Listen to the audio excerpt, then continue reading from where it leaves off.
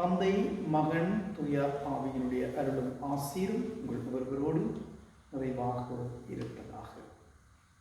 இன்று இந்த நாளிலே ஆண்டவராகிய கிறிஸ்து எங்களுக்கு சொல்லுகின்ற வார்த்தைகள் இறை தந்தையை நோக்கி ஆண்டவன் இயேசு வேண்டிய இறை வேண்டலிலே இவ்வாறு எங்களுக்கு சொல்லுகின்றார். அவர்களுக்காக என்னையே உமக்கு அர்ப்பணமாக்குகின்றேன். அவர்களுக்காக என்னையே உமக்கு அர்ப்பணம் ஆக்குகின்றேன். யார் அவர்கள்? நாங்கள்.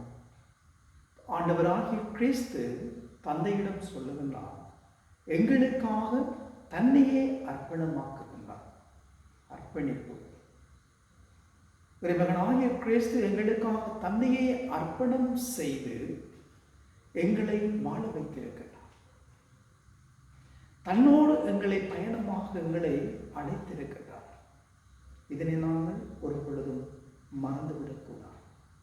ஆண்டவருடைய அழைப்பு,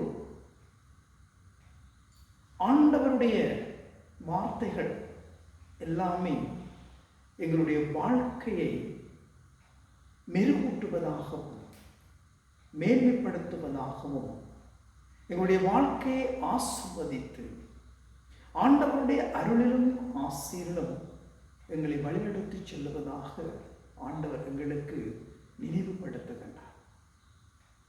எங்களுக்காக இறை தந்தையிடம் வேண்டுகின்றார், அர்ப்பணமாக்குகின்றார்.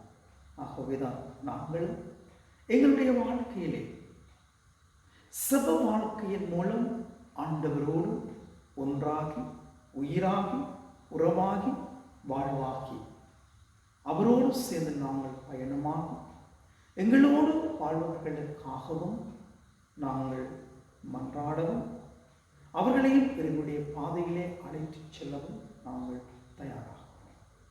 அன்னைமரி மூலமாக இறைவனோடு ஒன்றுபட்ட பாதையிலே பயணமாக எல்லாம் வல்ல இறைவன் தந்தை, மகன், தூய ஆவியின் நிறைவையும் நிறைவாக ஆசீர்வதிப்பார்.